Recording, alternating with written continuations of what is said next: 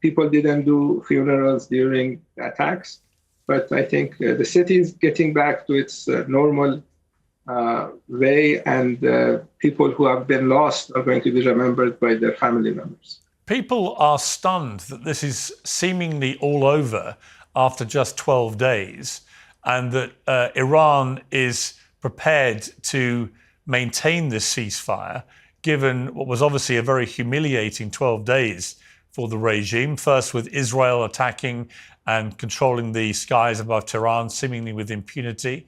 And then, of course, the United States launching the bunker buster bombs on 3 nuclear sites, again, with apparent ease. You know, people felt from the rhetoric coming out of the regime leadership that the retaliation would be significantly more prolonged and more in scale than we've seen. Why is the regime prepared to honor a ceasefire so quickly? And do you think it will hold? I think one reason is because of the surprise. Nobody was expecting this attack. When the government is surprised, when the government and the nation is attacked in this manner, it would take time for them to go back to normal. So if there is a ceasefire offer, and it came from the United States, Israelis asked for it because of the hits they were getting from Iran. Iran accepted. But I don't think anyone in Iran has this line of thinking that Israelis will follow through with the ceasefire. I think people expect Israelis to do to Iran what they are doing to Lebanon. They attack Lebanon anytime they want, and I think they are going to do the same thing with Iran. So Iranian government is going to take some measures to make sure that the government and the people are not surprised again. What would those measures look like? Because there's lots of conjecture about how damaged Iran's nuclear program has been by these strikes. Do you have any information about that? Because certainly from the Iranian side, they're making noises that there was significant damage. US intelligence, slightly less so. I don't think the Iranian government is going to make that knowledge public, because if they say it wasn't damaged, that would give Israelis and Americans reasons to attack Iran again illegally. And if they say it is damaged, it is not damaged. If they say it's damaged, then this is not going to be good for a country that needs deterrence. So I think one of the ideas that the Iranian government had was to keep its nuclear program going, so the other side would realize that Iran is not defenseless. So I think this is going to be kept secret, and the other side can use the mechanism that they have to find out what the reality is. You, I understand, do not believe that Iran was engaged in a nuclear program in the way that's been reported. So just explain that to me, because certainly from the last Atomic Agency report, independent body obviously, they said that there had been a rapid increase in the enrichment of uranium by the Iranian regime from about 3.5% to 60%, which, as you know, is about 30% shy of weaponizing into a nuclear bomb.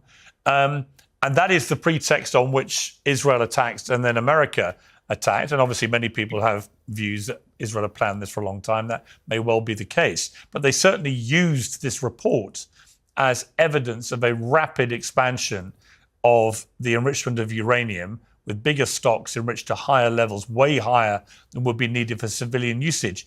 What is it that you don't agree with about that? That report came out, and the way it's supposed to work is that the International Atomic Energy Agency would refer that report to the UN Security Council, and if they want to pass a resolution on that, they can pass a resolution, put Iran under Article 42 of Chapter 7 of the UN Charter, then you can attack Iran. Just because IAEA published the report doesn't give anyone any permission to attack Iran. So that's point number one. The second point is that the US intelligence community had this report on Iran's nuclear program in March, and it had 3 points. It gave 3 points about Iran's nuclear program. The first point was that Iran doesn't have a nuclear weapon. The second point was that Iran doesn't have a nuclear weapon program. And the third point was that the Iranian leaders have not decided to have a nuclear weapon program. Tulsi Gabbard, the head of the U.S. intelligence community, took that report, went to the U.S. Senate Intelligence Committee, presented that report. The video is available online. I put it on Twitter. And that was the conclusion of the U.S. intelligence community.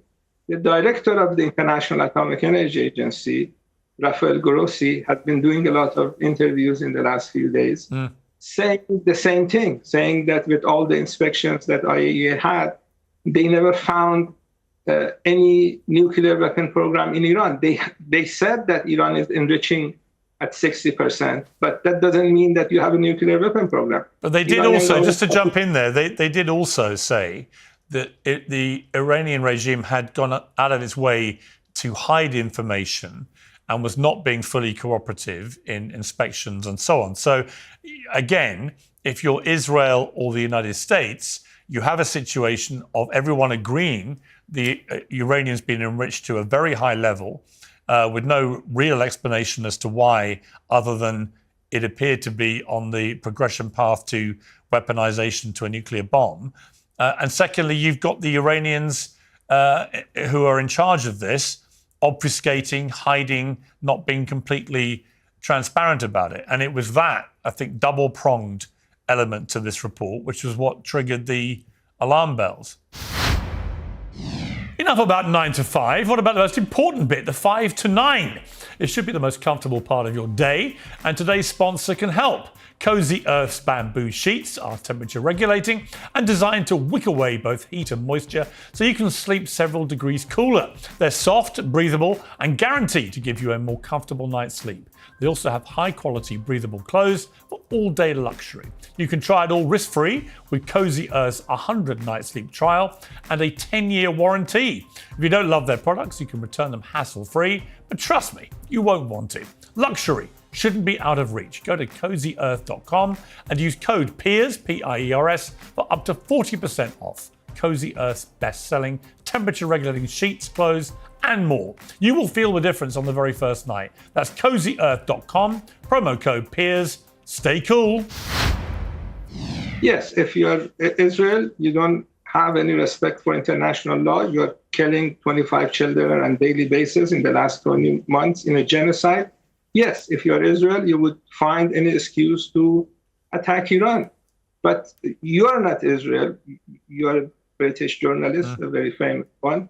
And violating international law in this manner is not going to be good for anyone. When you attack another country, 2 nuclear states attack the non-nuclear state because of a report that the director of the organization that provided the report says that Iran doesn't have a nuclear weapon program.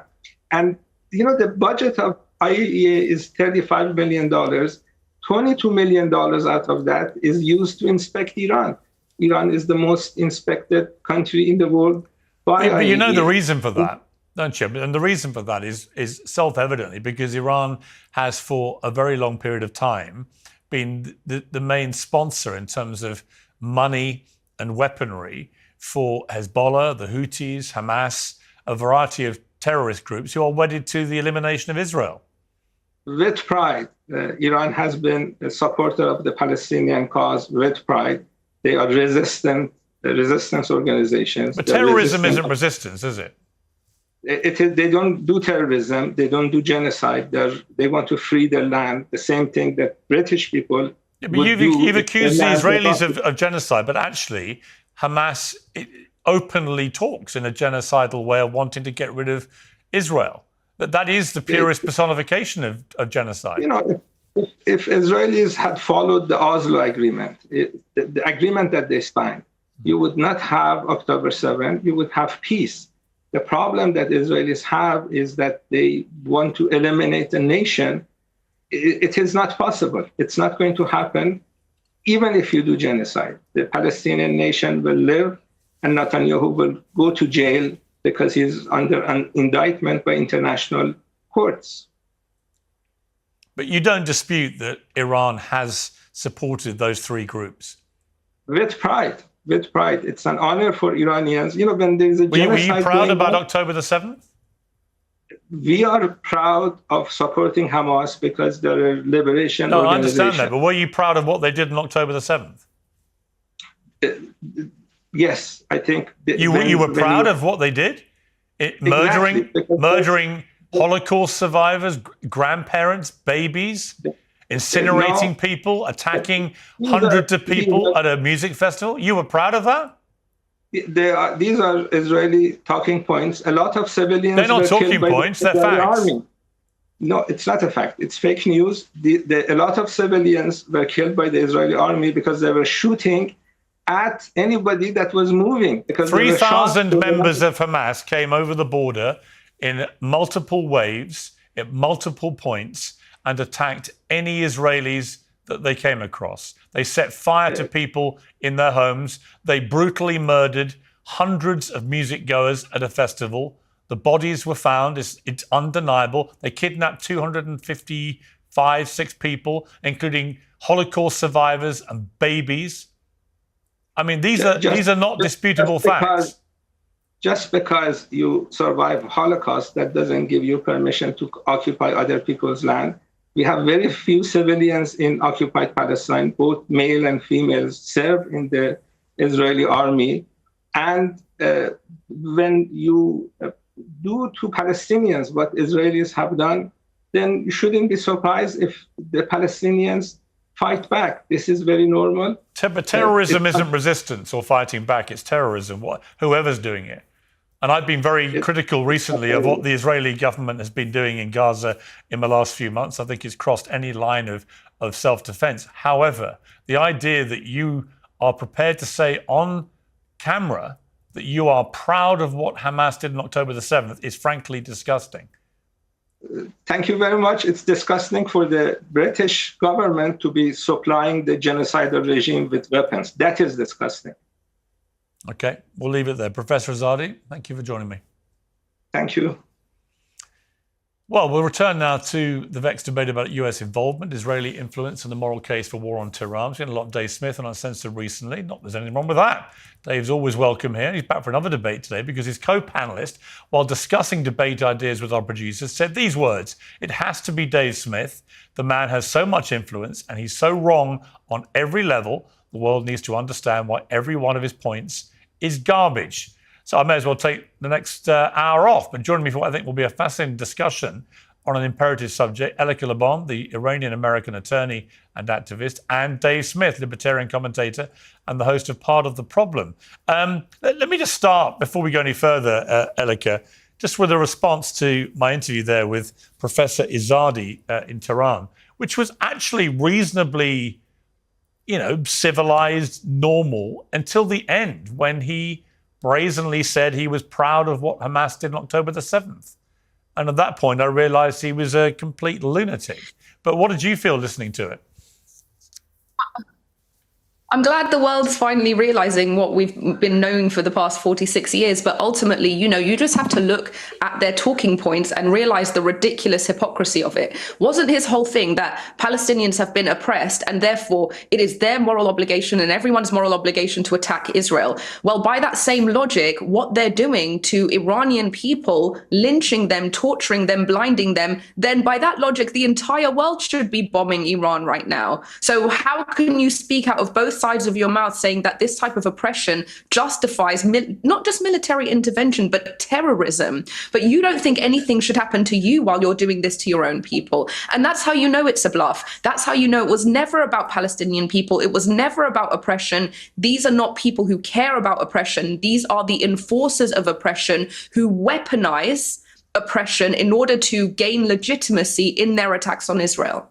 Dave, we're going to come to the main debate in a few moments, but just your reaction to that interview with Professor Izadi, because like I say, it was like a game of two halves, right? Where for most of it, he seemed perfectly reasonable, really, albeit it wouldn't be arguments I would put forward or agree with, but I could understand where he was coming from and he seemed quite reasonable. And then right at the end, I mean, for somebody just to, on camera, say they were proud of what Hamas did on October the 7th, what was your reaction to that? Very similar to yours. I thought there were a lot of reasonable things said up until that point. But of course, I think this isn't that uncommon. Regimes and supporters of regimes are often guilty of just the most outrageous hypocrisy. And you think of historical examples like Joseph Stalin used to put out propaganda about how horribly racist America was and how Jim Crow was terrible and they treated the black people so terrible in the United States of America, which, like, it was true. But what a hypocrite for Joseph Stalin to be pretending like he was concerned with human rights as he, oversaw the gulags and stuff like that. And so I think, listen, the claim that Hamas and Hezbollah have never engaged in terrorism is just ridiculous and stupid. And, but then again, I would say, I also think the claim that the IDF has never engaged in terrorism is kind of equally ridiculous. And so, it is in a sense, the hypocrisy of all of the regimes allows somebody like that to point out your hypocrisy, to say, oh yeah, Pierce, well, you're criticizing Iran, saying that they're a state sponsor of terrorism as a citizen of a government that is sponsoring Israel's destruction of Gaza. And so again, there's awful, all of this is just horrible. And there's awful hypocrisy all around. I think there were some fair points that he made in there, but yeah, I mean, listen, October 7th, and even if you want to go with the idea that there was friendly fire or even some type of like Hannibal directive issued, there's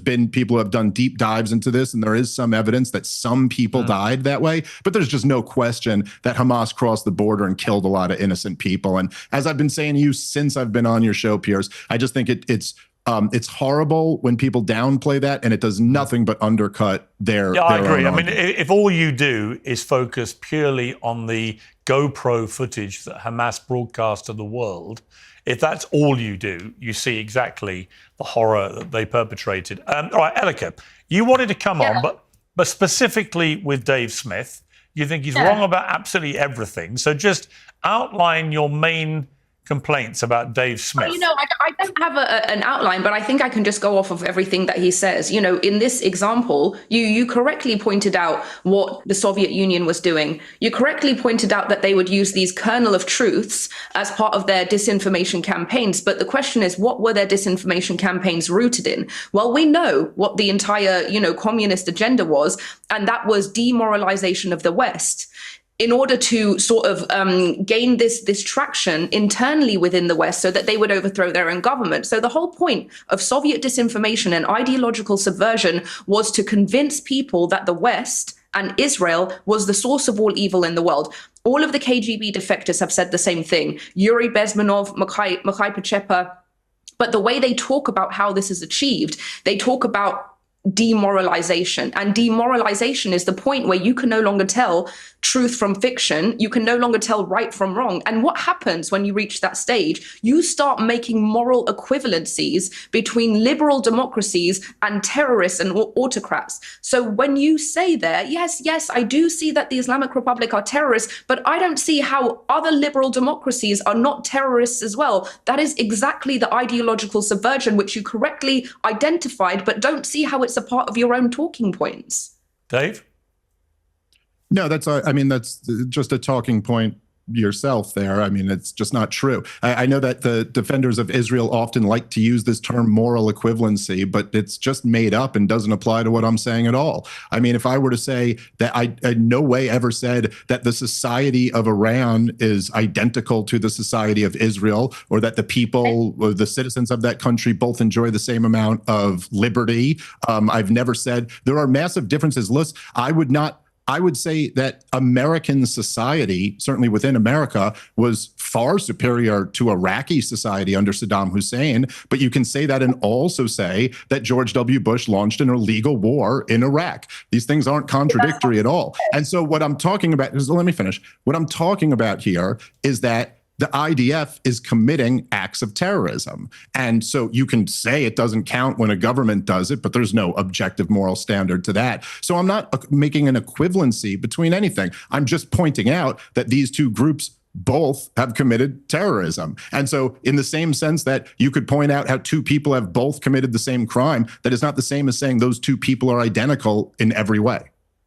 Silly So point. when you Yeah, so you are drawing these moral equivalencies, and you're doing exactly that. You're saying, I'm just saying, how is the IDF different to Hamas? How is the IDF different to the Islamic Republic? I didn't say that. No, you're saying that. There are, Okay, I could list off right now. Hold on. Because you're starting with completely strawmanning my position. So let's just, before you just exactly argue, hold on. So before you argue with what you made up, instead of arguing with what I'm saying, I could name 1,000 differences between Hamas and the IDF. I'm not saying there's no difference between them. Clarify what you're saying. I don't think it could be any clearer. I'm saying they both commit horrific acts. Both kill innocent people. You have said now, and you've said online on Twitter when you were debating people, you asked this exact question, which is exactly what a demoralized person would ask. How is this different to that? How is Israel doing this different to that? Now, let me just start by saying, hold on. This is like a basic IQ test. I could say, how is this act different from this act? That's not saying how is this entity identical to this other entity. The point is that targeting innocent. Sure. This it's exactly like saying, how is it different between a cop and a robber when they're both pointing guns at each other and they're both making each other feel threatened? Isn't that the exact same thing? Yes, sure, it is the exact same act, but it is a different motivation. Okay, that's what the difference is. Because when you have a regime like the Islamic Republic or Hamas, that's literal inception and existence is based on the destruction of Israel and death to America, and basically just killing everybody who disagrees with their ideology, and another entity whose focus is on protecting its people. Yes, the actions may look the same. And in fact, the actions may be just as wrong as each other. They may be just as brutal and terroristic as each other, but the motivation is different. And to be demoralized means to not understand that. But hang on a second. All right, let me jump in there, because actually, what difference does it make to the innocent civilians who are... Doesn't make a difference. Well, hang on. What difference does it make to innocent civilians who are killed, whether one has a better, motivation for doing it? Because my problem with what Israel's doing in Gaza is that, in direct contrast to what it did in Lebanon with Hezbollah, in direct contrast to what it did in Iran, both very precise, very targeted, very successful operations, minimal civilian casualties. In Gaza, in Gaza, the strategy has been completely different. It's been a strategy of sort of nihilism, where they just destroy everything in Gaza. Almost every hospital is either now... Well, hang on, let me finish. Is either destroyed or damaged in some way. We know this actually because we have to listen to British doctors who've come out and told everybody what is actually going on there, because, of course, international journalists are still banned by the IDF, even though they were allowed in previous conflicts in Gaza. They're not allowed in to verify anything in this one, which I find very suspicious. But here's my point, Elica. I defended Israel's right to defend itself after October the 7th, not least because the Hamas spokesman went public almost immediately and said, we want to keep doing this. So I completely understand Israel's not just a need or a right, but a duty to defend its people. However, what we've seen in the last few months, with a 3-month blockade of starvation of already war-torn, impoverished people, and then this constant bombardment, including in the last 6 weeks, endless bombardments of people who are desperately lining up to get food. Now, they are dying, it seems very mysteriously. The IDF says we shot in the air as warnings. Sometimes they use other language, which means they may have shot towards people they saw as a threat, or they are now investigating what happened. I read out earlier in a previous debate about this, all the different times this has happened in the last 6 weeks. It's endless. And the idea that the IDF are not killing people in this way, when everybody else involved says they are, is ridiculous. So the point I think Dave is making, quite straightforwardly, is that what the IDF's been doing in the last 3 months, to me, crosses any line of self-defense and could absolutely be categorized as terrorizing the innocent people of Gaza. Now, it doesn't mean they're not in their heads going, they're going after Hamas. Their motivation is, we want to kill the bad guys. But they have lost all sense of proportion, and they are now behaving in a way that if other people were doing it to them, they would categorize as terrorism. Okay, so let me just answer you in 2 points. First of all, let me ask you this question. If Hamas was entirely separated from the civilian population, let's say it was totally down north and everyone else, up north and everyone else was down south, do you think that we'd see these civilian casualties? But no enemy in modern warfare has ever been entirely separated from civilian populations. It's for the birds. It doesn't happen. My brother and my brother-in-law were both army colonels, right? It's for the birds. This idea you get some clean war where civilians are nowhere near any of it, it doesn't really happen ever. Yes, it does happen, because you just used the example of Iran. You saw Give me an example where no civilians have been killed in modern warfare. It's not no civilians, it's the amount of civilians. Right. And it is the fact that Hamas, it doesn't just embed itself, it embeds its But there are as weaponry. many civilians in Lebanon. In fact, there are more civilians in Lebanon than there are in Gaza. How was it that Mossad was able to target 3,000 members of Hezbollah with a pager device that exploded? But in Gaza, the only way to deal with it, apparently, same situation. In Lebanon, Hezbollah live amongst civilians. The only way they can apparently do it in Gaza is to obliterate Gaza and kill tens of thousands of civilians as they go after Hamas. I don't understand the difference. Okay, let me answer the question and then you'll understand. What you're doing right now is you're not just legitimizing Hamas's strategy, you are encouraging it. No, I'm because not. the whole... When did I encourage it? Okay, well, let me explain. Elica, and then people are listening to this, right? I mean, they know what I've said. Piers, if you let me finish my sentence and then at the end of it, you can tell me if you agree. Should we agree on that? Sure. Okay. When Hamas intentionally embeds itself amongst civilian populations, the whole point of that strategy is that there'll be so much civilian casualties that the world will look at Israel and say, what an abhorrent pariah state that has lost all legitimacy. Okay, so let me finish. So every time the world does that, every time the world reacts in that way, it reinforces Hamas's behavior because it tells them this works. So in this moment that you're saying this, you are encouraging Hamas to keep doing that. So we shouldn't talk about the 50, 60, 70,000 civilians. No, you should or however many. We don't actually know how many have been killed. We know we believe 70,000 have been killed, of which perhaps 25 to 30,000 are Hamas. We don't know, because no one can ever give me actual figures. You should talk about it, and you should frame it within the context of, look how much destruction there is when terrorists embed themselves in civilian populations, which Dave, just let me get Dave to respond. Let me get Dave to respond. I've been talking too much. Listen, this is just we should talk about it, but only in the framework that it's not the fault of the people who are dropping the bombs on the innocent people or shooting the people who are the ones. Hey, you know what? You just asked. You just had. Excuse me. You just had your whole thing about let you finish and then you can respond to that. So why don't we do the same? I know. And you stopped me when you were being strawmanned. You opened by saying that Pierce. You got interrupted when you said Pierce was running cover for Hamas by pointing out that Israel's going too far. Quiet. Let me. No, you didn't. Your point stopped. Listen. All right, don't talk over each other. Elica, let Dave respond, and then you respond to him. I listened to the garbage you had to say. Let him respond, then you reply. Let me get in now. But I didn't say no response. All right, but stop talking. Lady, let me just save you all the time in this debate. You wanted to debate me because I'm so wrong about everything and I'm so influential, and you wanted to smack it down. It ain't gonna be you, lady. You're not the one who's gonna stop me. This is just ridiculous. It's lady. Okay, I'll call you whatever. Oh, okay, good one. Oh yeah, you really smacked down my bad ideas. Anyway, Pierce, again, all they have. You're too stupid to realize it. You're too stupid to realize how bad your ideas are. There you go. That's the argument you got. Anyway, can I talk now?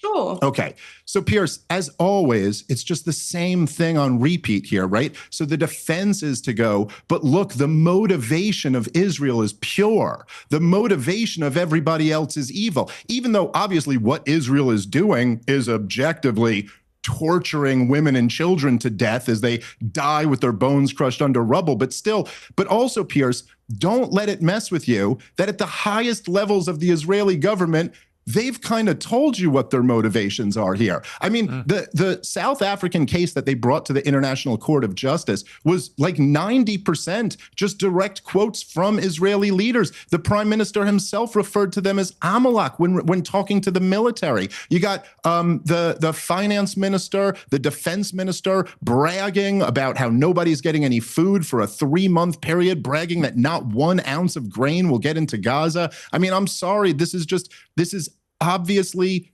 terrorism. It borders on genocide. It's horrifically wrong. And for you to use your example of saying like, oh, this is what I'm saying is that a guy who robs a store and a cop who comes to stop them are committing the same act because they're pointing a gun at each other. Yeah, but of course, in that example, right. But in that, no, that's what you said. That's what you said about my point.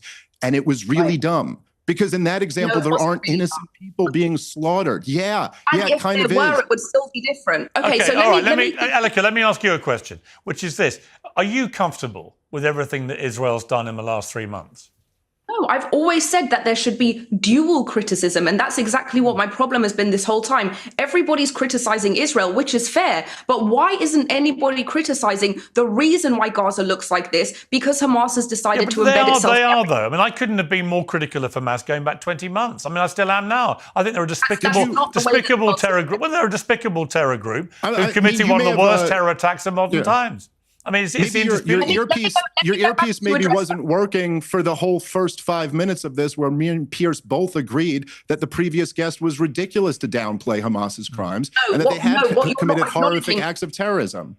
Elica. What I was responding to in terms of what Pierce said to me, he was talking about why is it that we can do targeted military strikes in Iran, but we've decided to entirely desecrate Gaza. And my response was that, not saying that it was right, but I'm saying that when Hamas embeds itself in all of Gaza, it is going to result in ruin. And it reinforces the point that I've been making this entire time, not just since October 7th, but for the past 3 years that I've been talking about terrorist regimes, which is that they bring mass death and destruction everywhere they go. Well, that is true. I agree with that. But I also know that Israel, through Mossad, have supposedly the most sophisticated, experienced intelligence operation in the world. And it was brilliantly seen with the Hezbollah pager attack. It's been brilliantly identified by the way they managed to identify where all the military leaders and nuclear scientists and nuclear sites were going to be in Iran for Israel to attack.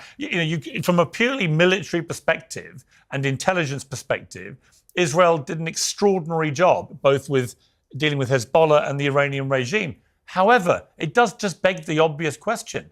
Why were they not able to foresee in any way, apparently, that Hamas were going to spend 20 years spending the billions of dollars which Netanyahu had encouraged them to have, because he believed in divide and rule with the Palestinian Authority, that they had these billions of dollars and were spending it on creating one of the world's biggest underground tunnel systems to operate from. And then how did Mossad not know anything about 3,000 Hamas terrorists pouring over its border when they're literally on their border and they're guarding it all day long?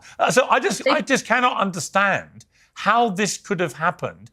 And then I don't understand why Israel is responding in a way which it's never responded to anything like this in this way before. Why is Gaza? And then you had the Smodrich quotes, Elica, where he brazenly talks now last week on camera that the plan now is to cleanse Gaza of Palestinians. That is ethnic cleansing. That is a war crime. That's obviously wrong. That's obviously wrong. So we need to agree. We need to agree certain things like that, because honestly, it's important to me. It's like when people don't condemn Hamas, I sort of tune out, because it's like, the last guy, the moment he just said he was proud of what Hamas did, I tune out of him as a credible guest. But if you're prepared to admit, which very, very few pro-Israelis right now will admit, which is that some of this strategy is completely wrong, I think we may get somewhere. It's so foundational to acknowledge that fact. It is so foundational to say that just because you have the right to defend yourself, it doesn't mean that you have carte blanche. It is so foundational to acknowledge all of these things, to acknowledge the death, the destruction, all of it. This is not what my conversation is about. Okay. This is not about has there been damage or destruction or whatever. The whole point of this conversation is that you're making moral equivalencies. And these moral equivalencies blur the distinction between right and wrong, good and evil. Now, you can say that, but some of these actions look like they are evil in themselves. But the entire conversation always goes down to intent. That is what our entire criminal justice system is. But I don't agree with that. I honestly don't agree. You've just said that unless I'm wrong, you've just said that some of the things Israel's been doing are evil. right? You've drawn your own moral equivalency. You said both sides are doing. Well, hang on. Both sides are doing evil things. That's surely the point Dave Smith was making. No, let me tell you why. Let me tell you why it's different. Because there is one side that kills ideology to protect its people, and there is one side that kills people to protect its ideology. That is the difference. I'm going to give you an example so you understand the nuance of what I'm trying to say. Let's say that there's a room of 100 people, okay? And in that 100 people, you're told that 10 of these people want to kill your people. Now, if you were to shoot and kill everyone in that room, that is objectively immoral and wrong. Objectively, right? But you are doing it out of protection. It's still disgusting and abhorrent and wrong. Now, let's say at the same time, you know that 10 people in that room of innocent civilians are against your ideology, and you murder the entire room to protect your ideology. Both actions are equally immoral and evil as each other, but the motivation is completely different, and you cannot make equivalencies of those motivations. All right, Dave. But you, in your own words, you just said that both actions are equally immoral. I mean, it sounds, right. Okay. It sounds a lot like kind of the rationalization that your first guest was saying there, Pierce, that like, well, you know, everybody serves in the IDF in Israel, and therefore we really just got to go after everybody because you never know who here might be one of our oppressors or something like that. It's all just ridiculous logic. And look, what is the intention of an ethnic cleansing campaign? Is that an unintended consequence as Israel is floating this out? Huh? It's not an ethnic cleansing campaign. You just regurgitating buzzwords. But I clearly said that I was... Hold on. Listen, this is what's just so wait. No, I'm not regurgitating buzzwords. I'm talking about what one of the most powerful people at the absolute top of the Israeli government, their finance minister, said. Look, the Palestinians in Gaza in the West Bank are there largely because they were ethnically cleansed out of where they were living for generations before that. So no, I'm sorry. It's just what's ridiculous. What are you talking about? Ethnically cleansed? You're talking about the Nakba? Yes. Yeah, you're talking about the fact that when the war broke out against Israel, that some of the camps were exiled because some of them were collaborating with the Arabs that were engaging in the war with Israel, and others of them were not, which is why they were grandfathered. Right. Yeah. 750,000 people were forced out of their house and did. Oh no, actually, we are, and you don't get to just say we're not going to get into this conversation. You're not answering the point. You're not answering the point that I've made. I clearly said in that example that I gave you that both of those situations were completely wrong, but the motivation was different, and that is how you know. And you haven't addressed that. No, sorry. Maybe you're not getting me. Yes, I think it's completely ridiculous for you to just get to claim that the Israeli motivations are pure. I'm sorry, especially listen, Benjamin. Who said pure? Okay, whatever. Pure? Okay, you're just breaking up. You don't get to just claim this is nonsense. You don't get to.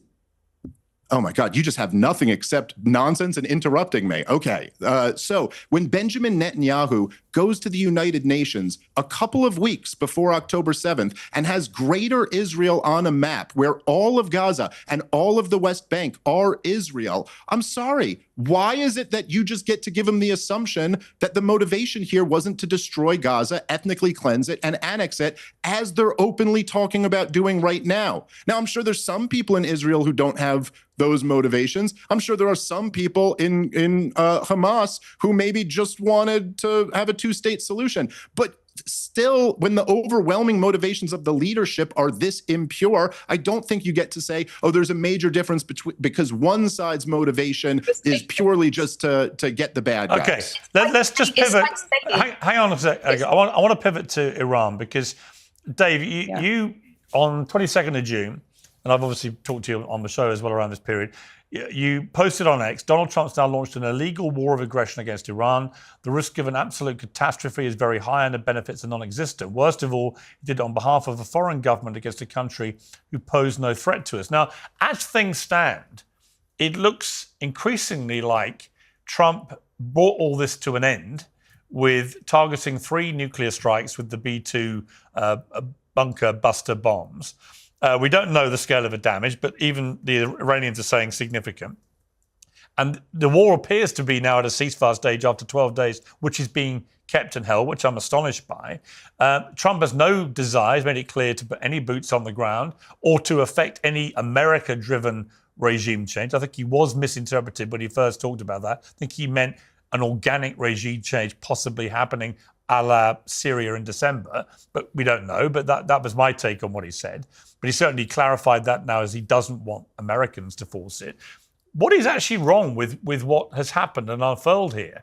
I mean, given what the Atomic Agency report made clear, that the Iranians have been enriching uranium from a safe civilian usage of 3.5–4% to 60% in rapid time, and they were hiding information, they were obfuscating, they weren't allowing proper, full, transparent inspections and so on. You know, is there really anything ideological on putting aside Gaza, putting aside everything else, purely on the apparently imminent threat? By imminent, I mean in the next few months, that the Iranians would have had an ability to weaponize their uranium quite quickly to 90% and potentially create up to 10 nuclear bombs, having assured the world they wouldn't do that. They are supporting and promoting every terror group going from Hezbollah to the Houthis to Hamas to destroy Israel. If you're Israel, why would you not preemptively strike? And if you're the United States, and you've got the leaders of the Iranian regime saying death to America and encouraging that chant, why would you also not want to neutralize the nuclear sites? Well, let me start by saying that I really am just absolutely thrilled that, number one, that the Iranians gave that warning and that their response was kind of like one of those Iranian responses where we want to seem tough, but we sure do want to make sure we don't kill any Americans that could get us destroyed. And I'm thrilled that Donald Trump took that off-ramp and immediately started pushing a ceasefire. I mean, who knows what's going to happen, but thank God that he did that, because, and I think all sane people around the world should be thankful that he took that off-ramp and this didn't lead to a catastrophe. But no, I mean, I think that I think essentially your question is all flawed. I mean, even in the IAEA report that you're referring to, they also reiterated that Iran doesn't have a nuclear bomb and that they have not made the decision to start pursuing one. And so there was no imminent threat. Listen, even Benjamin Netanyahu, in his interview with Brett Baer, who always, Piers, as you know, has a long history of just making up how long the Iranians are to developing a nuke, even he said maybe a year, 13 months. But the point is that in order for them to do that, they would have had to kick the inspectors out. And then it would have taken them at least a matter of years to develop a nuclear bomb if they had made the political decision to start seeking one, and then it would have taken them a while to figure out. Do you think they should have one? My point. Do you think Iran should have a nuclear bomb? No, I don't think anybody should have nuclear weapons. Right, but do you think in particular Iran should have one, given how much it supports terrorist groups? Well, I will answer that question. Let me just say the point I was making there is just that there was no imminent threat. We had more than enough time to do what the American legal system requires in this situation, which is that you bring it to Congress so that the people theoretically can have a debate through their representatives. But actually, as you know, David, I saw AOC making that argument, and I replied to her, almost every military strike ordered by an American president this century has been done without prior congressional approval. Yeah, but what type of argument is that, Pierce? Every war since World War II has been fought undeclared. That doesn't mean it's the proper But the legal, argument is that system. if you go for congressional approval, inevitably it will leak out and you lose the element of surprise. Yeah, okay, but then the argument also is that the Constitution is the supreme law of the land, and the founders very intentionally placed war-making power in the Congress because they didn't want it to be, they didn't want the president to have the war-making powers of a king. Now, but listen, it's commander-in-chief.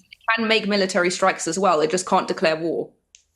Yeah, well, there's some debate about that amongst constitutional scholars, but yes, but that refers to like an imminent threat, which by all accounts this wasn't. Now, listen, I don't want Iran to get a nuclear weapon. I think that everything that U.S. but basically all of U.S. and Israeli foreign policy seems to have been geared around incentivizing them to make one for about as long as I've been alive, which I think is very counterproductive. But I will say that I think there is a couple thoughts here that I think people should really consider. And number one, that I still think that Donald Trump, as great as it is that he walked us back from this, I think it was totally reckless and wrong for him to launch it to begin with. But think about this. the whole foundational claim for the Hawks' justification about Iran getting a nuke here, because obviously lots of really, really bad people have had nuclear weapons in the history of the world, and that's not a good thing. But like Joseph Stalin and Mao Zedong and like, you know, today, current Vladimir Putin, China, I mean, there's lots of really bad regimes that have nuclear weapons. It's almost never been on the table among serious people that we ought to launch a war of aggression and choice because a regime. But the claim here is that Iran is so crazy. There are these religious fundamentalists, and self-preservation simply isn't a motivating factor for them, and therefore they can't be allowed to get it. But you wouldn't dispute that. You wouldn't dispute though the central argument that Israel has about it, which is that Iran has been the main sponsor for Hamas, the Houthis and Hezbollah for a number of years, all of whom are terror groups wedded to eliminating Israel. You wouldn't dispute that? I don't dispute that they have supported those groups, and I don't dispute that that's the Israeli claim. So isn't that right there the existential threat to Israel? Well, I mean, I'm sorry, but Israel, listen, if Israel is the only country in the Middle East who secretly has nuclear weapons and is not a member of the Non-Proliferation Treaty, and they also funded Hamas. So I'm sorry, I do not think it's a legitimate justification for them to launch a war because they claim someone else is making nukes when they're not, and also they also funded Hamas or something like that. So no. Can I respond to this now? First of all, this claim that there's no evidence that the regime is making nukes is totally false. It's totally false. We know that they've enriched to 60%, which means they're 90% of the way there. There's no reason to have anything above 3 to 5% for civilian use. Everybody understands that 60%, the only purpose of it is for nuclear weapons. Now, for a long time, the US and the Western world have been trying to delay the breakout time.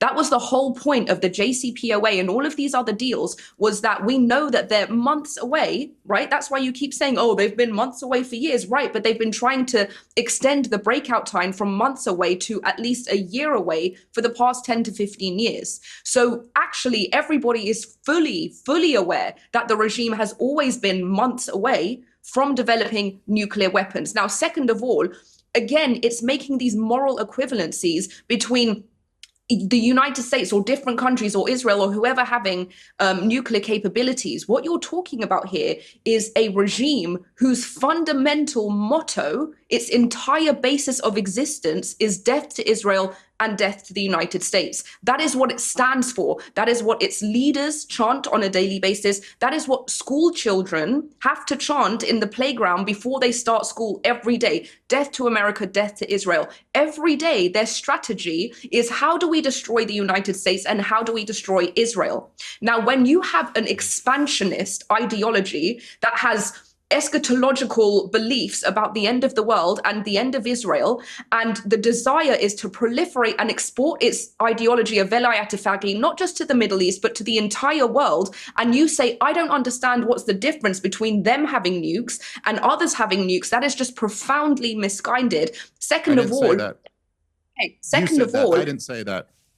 Second of all, this isn't just about the threat of the nukes themselves. I don't think anyone's thinking to themselves that that the Islamic Republic's just going to drop a nuke as soon as it has one. The whole point of it reaching nuclear capabilities is that it becomes a deterrent state. Once it becomes a deterrent state, how are you going to deter its bad behaviors? How are you going to prevent its alliances with its regional proxies? How are you going to prevent more October 7ths when everything you try to do to sanction them and contain them is met with, what are you going to do? We've got nukes. And it also prevents the containment of the region, because now UAE, Egypt, all of these other countries are so under threat that they also have to develop nuclear capabilities. So it is actually allowing them to get that far. That would be the cause of regional and global instability. So it's just preposterous to say that we should have just done nothing about that or got into another deal that just kicked the can down the road again. We are in the position that we are in because nobody contained this for as many decades as it's been a growing threat. We've passed the Neville Chamberlain moment. Okay, Totally. It's just total bullshit. I mean, just listen, the reason why now this 60% enrichment, which obviously for anyone paying attention there is another reason besides they were developing a nuclear weapon, which again, all of the intelligence says they had not even made the political decision that they wanted to develop a nuclear weapon yet, let alone weren't doing it. It was a chip to bargain away, which is actually what they were trying to do. They were in the middle of negotiations when Israel snuck attacked them and launched this war of aggression. That means you concede. Yeah, hang on. That means you concede that what they were doing was creating the impression that they were going to build a nuclear bomb. Listen, there's no question that they upped the enrichment. But listen, here's the point. They weren't allowed to, under the JCPOA. Okay. Under the JCPOA, when America was involved, they weren't allowed to enrich to this level, but they were allowed to do it if America pulled out. That's in the JCPOA agreement. And so when Donald Trump tore that up, and walked away, they brought their enrichment up. What were the negotiations, Pierce, that were happening right before Israel launched their surprise attack? It was for Iran to bring the enrichment back down and America to get back in some type of agreement. They weren't going to call it the JCPOA because Donald Trump would have had to make it his own thing and not getting back into Obama's. Trump gave them 60 days to negotiate. Trump said you got 60 days, and day 61, Israel attacked. Right. Okay. Now, but what happened, and this was widely reported, and Donald Trump himself acknowledged this, is that the hawks insisted that you put a poison pill in the negotiations. This is what Mark Levin was freaking out about, and that the standard has to be that Iran must give up all nuclear enrichment altogether. This was always a poison pill, so that the point is that Iran was willing to negotiate, and so if you really wanted to get back into that deal, Donald Trump honestly just never should have torn up the JCPOA, and we'd all be in a much better situation. It ushered in a new inspection regime. And so this is why we know that they're enriching up to 60%, because they're still in the agreement and they still have the inspections, unlike Israel. Let me ask you this. I'm sure since you know about the JCPOA, I'm sure you know that it was replete with sunset provisions for up to 10 to 15 years, where all of those containment would be expired, and they would have more than $150 billion to continue developing their missiles and nuclear programs. The JCPOA was never a solution. Not only that, but not only did they inherit more than $100 billion, they were also able to expand their regional terror. And Khamenei repeatedly came on television and said, we are going to use that money to fund our allies. So there was actually a backdoor to the JCPOA where the regime, the Islamic Republic, was able to expand its regional influence and fund its allies, which eventually led to October 7th, which eventually brought us to where we are now. So yes, the JCPOA did intend to temporarily constrain their nuclear abilities, but it was always understood that by the time it expired, they would be $150 billion richer, their proxies would be fortified, they would have been responsible for significant regional destabilization, and then they would be able to enrich if they wanted to. And the only way to prevent that was to get into another nuclear deal, which would require unfreezing hundreds and billions of more. So they would just keep getting enriched and empowered. So the question is, how does this end? Just a lifetime of JCPOAs? Well, let me ask a question just to end this, because we've run out of time. Dave, hang on. Let me put a question to Dave, which is that if it turns out that all this activity in the last 2 weeks drives Iran to the negotiating table, they do agree to give up a lot of their enriched uranium and so on, reduce it back to civilian levels and so on, and there is a period of sustained peace in the region, and the Gaza hell is brought to an end as well, and in 6 months' time, all this is over. Should Donald Trump get the Nobel Peace Prize? Because Barack Obama got one 8 months into his tenure for basically just doing a bit of fancy chat about world peace. Well, I guess grading on the Obama curve, everybody deserves a Nobel Peace Prize. I mean, literally, the three of us are much better candidates than Barack Obama was. So judging on that curve. No, look, I mean, I think that would be great if that's the result of all of this. I think that what Donald Trump's policy was so reckless, and it had such a risk. And this is what I was trying to get at before that I hope people appreciate. Look, if Iran had not made the calculation to give advanced warning and had just fired off missiles the way they did into Israel. But this is the whole point, Piers. I think Trump called their bluff. I think Trump called their bluff because he realized that what Israel had done over a period of days is expose the Iranian regime as having a military that was a dud. Piers, couldn't it's because even they deal don't with want what it. Israel was flying They don't want to be destroyed. They would rather rule than be destroyed. Exactly.